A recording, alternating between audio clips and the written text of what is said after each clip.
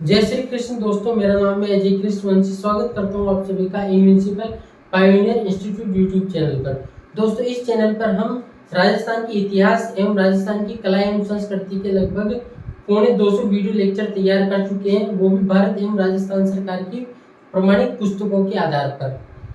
आज हम हमारी चर्चा का विषय बनाने जा रहे हैं दोस्तों, भारत के संविधान एवं राज्य व्यवस्था को, यानी कि भारत के संविधान एवं राज्य व्यवस्था, इंडियन पॉलिटी एंड कॉन्स्टिट्यूशन। आज हम स्टार्ट करने जा रहे हैं। भारत का संविधान क्या है, संविधान सभा क्या है, संविधान का निर्माण कैसे हुआ, प्रधानमंत्री का कार्यकाल कितने वर्षों का होता है, प्रधानमंत्री क्या होता है, राष्ट्रपति क्या होता है, राष्ट्रपति का चुनाव कैसे होता है, राष्ट्रपति पर महाभियोग किस प्रकार से लगाया जा सकता है, फेडरल स्ट्रक्चर संघीय व्यवस्था क्या है, संघीय ढांचा क्या है, सुप्रीम कोर्ट क्या है, चुनाव आयोग क्या है, ऐसी बहुत सारी चीजें दोस्तों हम इंडियन पॉलिटी एंड कॉन्स्टिट्यूशन में चर्चा का विषय बनाएंगे। लेकिन आज हम शुरुआत करने जा रहे हैं नींव की। आज हम नींव भरेंगे। इस नींव पर हम इंडियन पॉलिटी एंड कॉन्स्टिट्यूशन यानी कि भारत का संविधान एवं राज्य व्यवस्था की भव्य इमारत खड़ी करेंगे।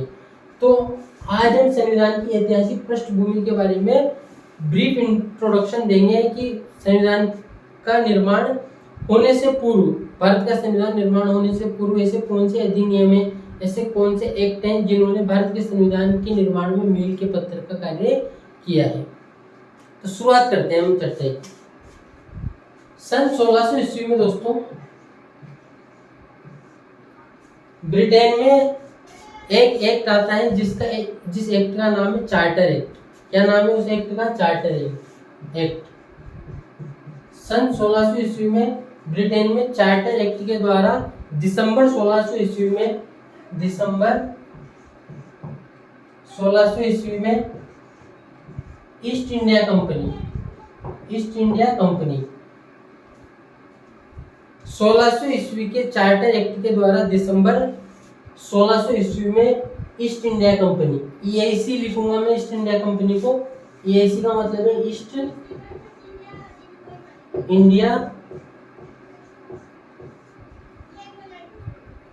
India company.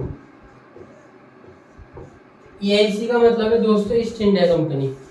तो सन 1600 ईस्वी में चार्टर एक्ट के द्वारा दिसंबर 1600 ईस्वी में ब्रिटिश ईस्ट इंडिया कंपनी की स्थापना होती है।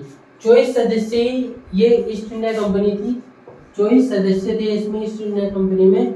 और ब्रिटेन की महारानी एलिजाबेथ प्रथम के द्वारा इस ईस्ट इंडिया कंपनी को पूर्वी देशों में, जैसे भारत हो गया, चाइना हो गया, ये जो भी पूर्वी देश है दोस्तों, इनमें व्यापार करने की अनुमति शुरुआत में, ऐसा कहा जाता है कि 15 वर्षों के लिए सिर्फ व्यापार करने की अनुमति प्रदान की गई थी। शुरुआत में सिर्फ 15 वर्षों के लिए व्यापार करने की अनुमति प्रदान की गई थी। हालांकि आप सभी को विदित है कि इन्होंने काफी लंबे समय तक भारत के साथ ट्रेड किया, व्यापार किया, और भारत के साथ व्यापार ही नहीं किया बल्कि भारत में साम्राज्य स्थापित भी कालांतर में कर लिया था। तो सन 1600 ईस्वी में चार्टर एक्ट के द्वारा दिसंबर 1600 ईस्वी में ईस्ट इंडिया कंपनी की स्थापना होती है। ये ईस्ट इंडिया कंपनी 24 सदस्य ही थी, यानी कि 24 मेंबर इसमें प्रारंभ में थे।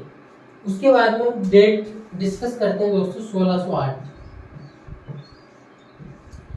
सन 1608 में ईस्ट इंडिया कंपनी के प्रथम प्रतिनिधि के तौर पर, ईस्ट इंडिया कंपनी के ईआईसी यानी ईस्ट इंडिया कंपनी के प्रथम प्रतिनिधि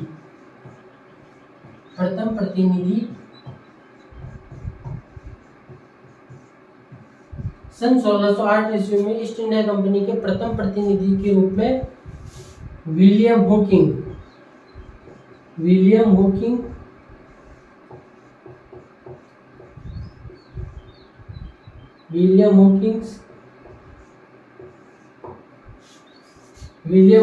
भारत आता है। सन 1608 ईस्वी में ईस्ट इंडिया कंपनी के प्रथम प्रतिनिधि के रूप में विलियम हॉकिंस भारत आता है। ये विलियम हॉकिंस आगरा में जहांगीर से मुलाकात करता है और व्यापार करने की अनुमति लेने का प्रयास करता है, लेकिन जहांगीर के द्वारा इसको व्यापार की अनुमति प्रदान नहीं की जाती है। यानी कि जहांगीर के द्वारा इसको व्यापार करने की अनुमति प्रधान व्यापार की अनुमति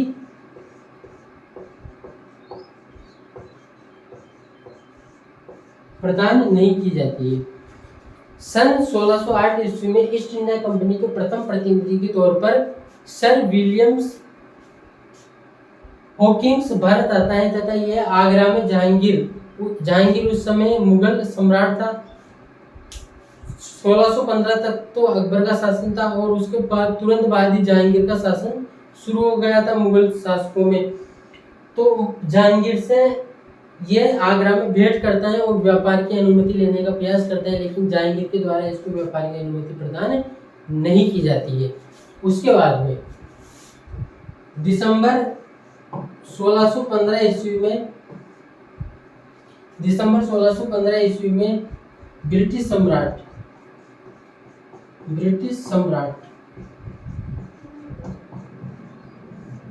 दोस्तों, मेरी हैंड राइटिंग इतनी अच्छी नहीं है, लेकिन मैं आपको जो जानकारियाँ दे रहा हूँ वो भारत सरकार की ऑथेंटिक किताबों के आधार पर ही मैं आपको जानकारियाँ दे रहा हूँ, जो कि आपकी प्रतियोगी परीक्षाओं की दृष्टि से महत्वपूर्ण साबित होने जा रही है।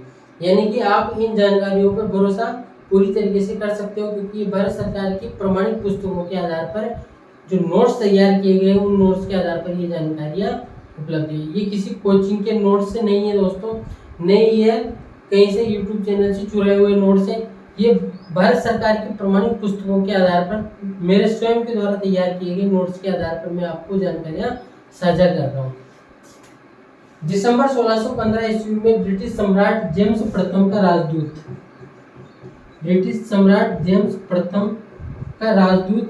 सर टॉमस रो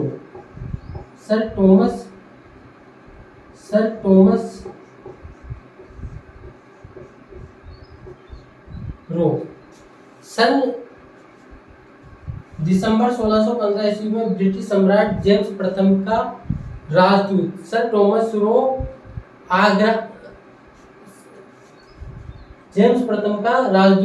रो अजमेर में जहांगीर से मुलाकात करता है। टॉमस रो अजमेर में कहाँ पे मुलाकात करता है? ये अजमेर में जहांगीर से मुलाकात करता है। अजमेर के दोस्तों मैगजीन फोर्ट में।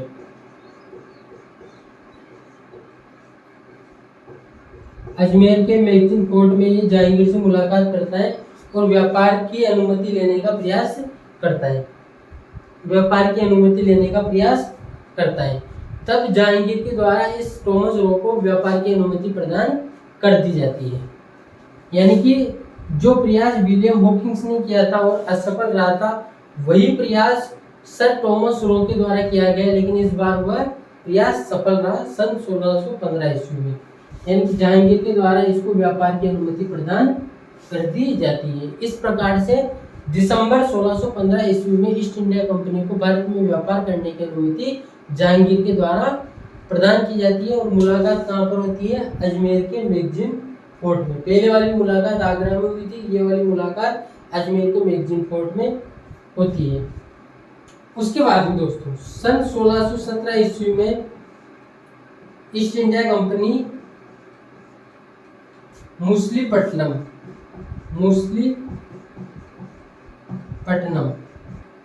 या दोस्तों इसको कई जगह मछलीपट्टनम भी लिखा जाता है। कहाँ पर है ये? मद्रास में है। मद्रास को वर्तमान में चेन्नई के नाम से जाना जाता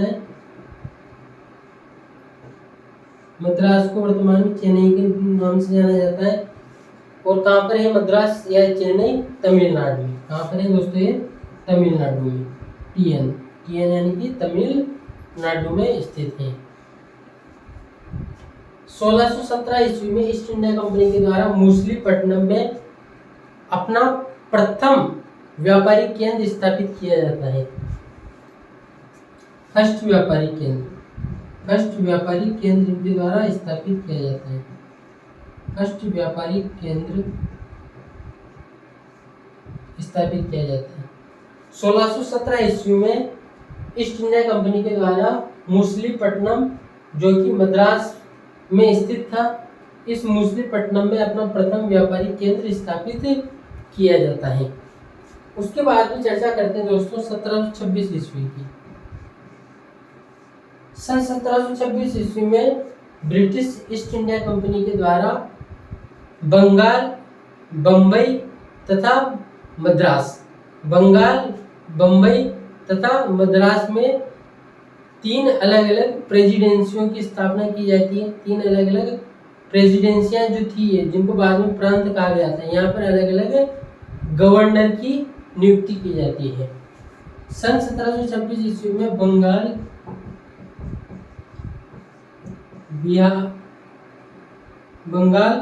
बम्बई और मद्रास, इनमें 3 अलग अलग गवर्नर की नियुक्ति की जाती है। 3 अलग अलग गवर्नर की नियुक्ति की जाती है विधि बनाने के लिए, कानून बनाने के लिए। सन 1726 ईस्वी में बंगाल, मुंबई तथा मद्रास में 3 अलग अलग गवर्नरों की नियुक्तियां ईस्ट इंडिया कंपनी के द्वारा की जाती है। जब हम दोस्तों 1773 का रेगुलेटिंग एक्ट पढ़ेंगे तो उसमें हम चर्चा करेंगे कि ये जो तीनों प्रेसिडेंसियों के 3 अलग अलग गवर्नर थे, उनको बाद में एक गवर्नर जनरल, जो कि बंगाल का गवर्नर जनरल था वॉरेन हेस्टिंग्स, उसके सुपुर्द कर दिया जाता है। तो ये भी हम उस समय चर्चा करेंगे। फिलहाल चर्चा का विषय ये है कि 1726 ईस्वी में बंगाल, बम्बई, मद्रास में 3 अलग अलग गवर्नरों की नियुक्तियां करके विकेंद्रीकरण की शुरुआत की जाती है। किसकी शुरुआत की जाती है? विकेंद्रीकरण की।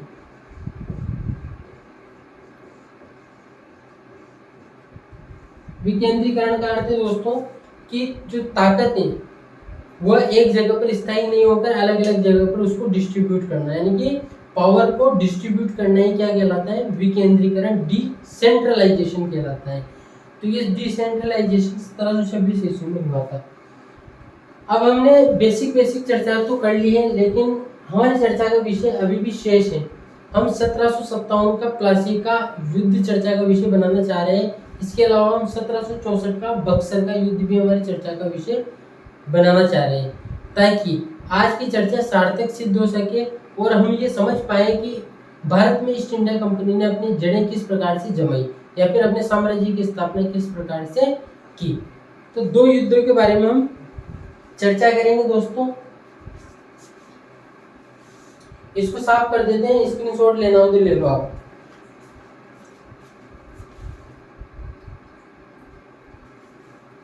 ठीक है,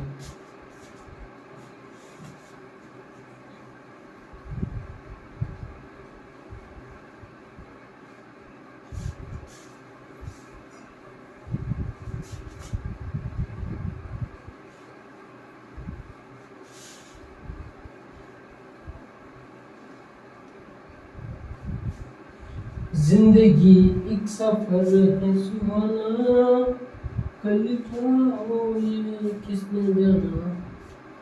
उसके बाद में हम चर्चा करें दोस्तों सन 1757 का प्लासी का युद्ध। सन 1757 का प्लासी का युद्ध।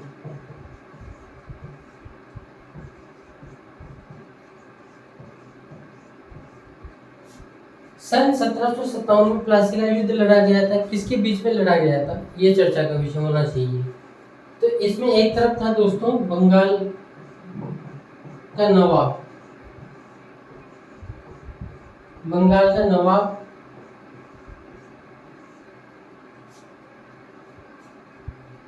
Versus East India company. Bengal का nawab versus East India company के बीच में ये युद्ध हुआ था। बंगाल का नवाब था उस समय सिराजुद्दौला।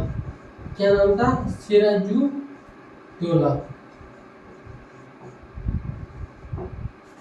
और ईस्ट इंडिया कंपनी का जो सेनापति था दोस्तों, उसका नाम था रॉबर्ट क्लाइव।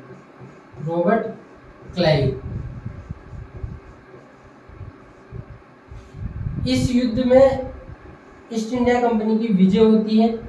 क्यों होती है? क्योंकि सिराजुद्दौला को उसके सेनापति मीर जाफर के द्वारा विश्वासघात का सामना करना पड़ता है। सिराजुद्दौला का सेनापति मीर जाफर अपने नवाब सिराजुद्दौला का सेना नायक मीर जाफर अपने नवाब सिराजुद्दौला के प्रति गद्दारी कर लेता है और मीर जाफर का पुत्र मीरन सिराजुद्दौला की हत्या कर देता है। इस प्रकार से दोस्तों रॉबर्ट क्लाइव की इस युद्ध में विजय होती है और ये मील का पत्थर माना जाता है ये युद्ध, क्योंकि इस युद्ध के उपरांत ब्रिटिश साम्राज्य की जड़ें भारत में जमना प्रारंभ हो चुकी थी। एक और चीज हम चर्चा कर सकते हैं यहाँ पर, प्लासी।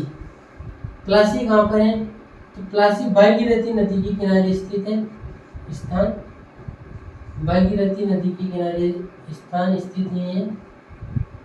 बंगाल के नदिया जिले में है दोस्तों, बंगाल के नदिया जिले में और मुर्शिदाबाद के निकट, मुर्शिदाबाद के निकट, यानी हम कह सकते हैं प्लासी जो है वो भागीरथी नदी के किनारे नदिया जिले में मुर्शिदाबाद के निकट पश्चिम बंगाल में स्थित है। कहाँ पर स्थित है ये?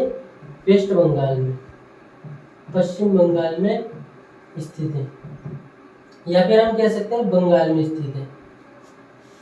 ठीक है दोस्तों, तो ये 1757 का प्लासी का युद्ध। उसके बाद में एक और युद्ध की चर्चा करेंगे, वो है दोस्तों 1764 का बक्सर का युद्ध। 1764 का बक्सर का युद्ध।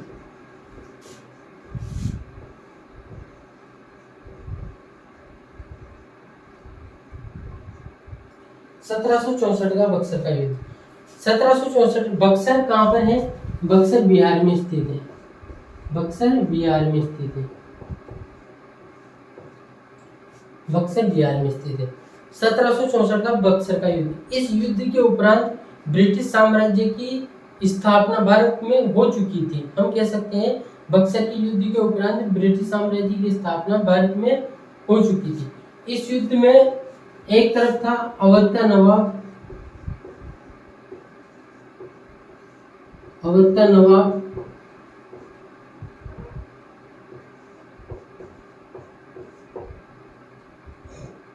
एक तरफ था मुगल बादशाह, मुगल बादशाह, एक तरफ था बंगाल का नवाब,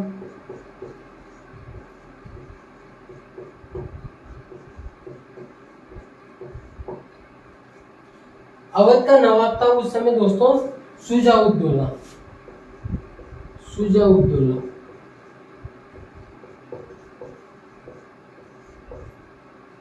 मुगल बादशाह था उस समय शाह आलम द्वितीय, शाह आलम द्वितीय। और बंगाल का नवाब था नजफ खां। क्या नाम था? नजफ खां। और बंगाल का पूर्व नवाब मीर कासिम भी इस युद्ध में शामिल हुआ था। मीर कासिम, बंगाल का पूर्व नवाब मीर कासिम भी इस युद्ध में शामिल हुआ था। वर्सेस यानी कि विरुद्ध कौन था? तो east India company. East India company का सेनापति कौन था?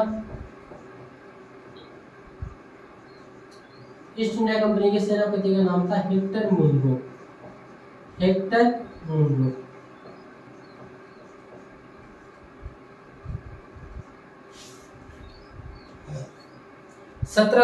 का बक्सर का युद्ध। अवध का नवाब शुजा-उद-दौला, मुगल बादशाह शाह आलम द्वितीय, बंगाल का नवाब नजफ खां और बंगाल का पूर्व नवाब मीर कासिम ने ये युद्ध ईस्ट इंडिया कंपनी के विरुद्ध लड़ा था।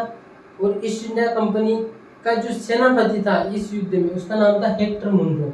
इस युद्ध में दोस्तों हेक्टर मुनरो की विजय होती है, यानी ईस्ट इंडिया कंपनी की क्या होती है? विजय होती है। और बक्सर का युद्ध भारत के इतिहास में मील का पत्थर माना जाता है, क्योंकि इस युद्ध के उपरांत ही भारत में ईस्ट इंडिया कंपनी की स्थापना हो गई थी। तो ये जानकारी हमें आवश्यक रूप से ध्यान में होनी चाहिए। तो आज हमने चर्चा की है दोस्तों सन 1600 के बारे में, सन 1608 के बारे में, सन 1615 के बारे में, सन 1617 के बारे में, सन 1726 के बारे में, सन 1757 प्लासी की युद्ध, सन 1764 बक्सर का युद्ध के बारे में। उम्मीद करता हूँ ये सभी जानकारी आप सबको आपकी कंपटीशन एग्जाम में निश्चित रूप से फायदा पहुँचाएगी। अगर आपने वीडियो को शुरू से अंत तक देखा है तो थैंक यू वेरी मच, धन्यवाद। कल वाले लेक्चर में हम चर्चा करेंगे दोस्तों 1773 का रेगुलेटिंग एक्ट के बारे में, और हम अगर हमें समय मिला उसी वीडियो लेक्चर के अंतर्गत तो हम एक्ट ऑफ सेटलमेंट के बारे में भी चर्चा कर लेंगे। उम्मीद करता हूँ ये पर्टिकुलर लेक्चर आप सबको आपके कॉम्पिटिटिव एग्जाम में फायदा हो जाएगा। Thank you very much. जय श्री कृष्ण। धन्यवाद।